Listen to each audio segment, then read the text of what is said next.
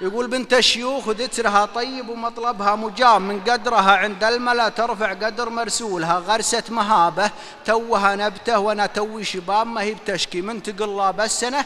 وفصولها تكبر وتصغر هقوتي، واحسب الجية احساب ما كنت اظن اني على مر السنين اطولها، واليوم حظي جابها واول علامات العذاب كل يوم اراقب ايش حواليها واراقب طولها، ترد لي عقلي وحط الطيب مع بيض الثياب لو ان عيني ما اهتنت من يوم شافت زولها، جتني ولا عندي خبر مدخالها مع اي باب،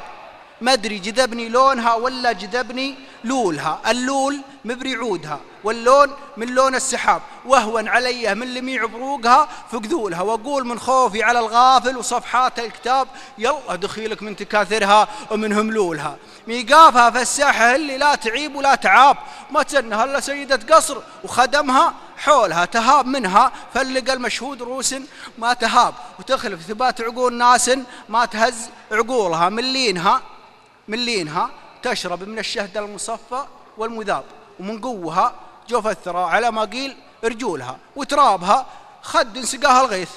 وترابها خد سقاها الغيث، ما عده تراب الا ليا من عودت حمر النعم لصولها، وانا لو اعطتني علامه بن عمري للذهاب وشغلت بالي من سببها في السنين وهولها، في سد وجهي ما يجيها لا سؤال ولا جواب، في سد وجهي ما يجيها لا سؤال ولا جواب، الا لي قام الضحى بقعه تدق طبولها، وش هو مصيري من خدمها لو يسوون انقلاب، معاد لي مقعاد اعد فعولهم وفعولها، فامشي واقول بخاطري ما ضلت كملت انصاب، نادولها يا اهل الانصاب المكتمل نادولها، وابعد عن عيون العرب، واللي يفكر ليه غاب لا ينشغل بالكلمه اللي ما قدرت اقولها. سلامتك. صح حسان.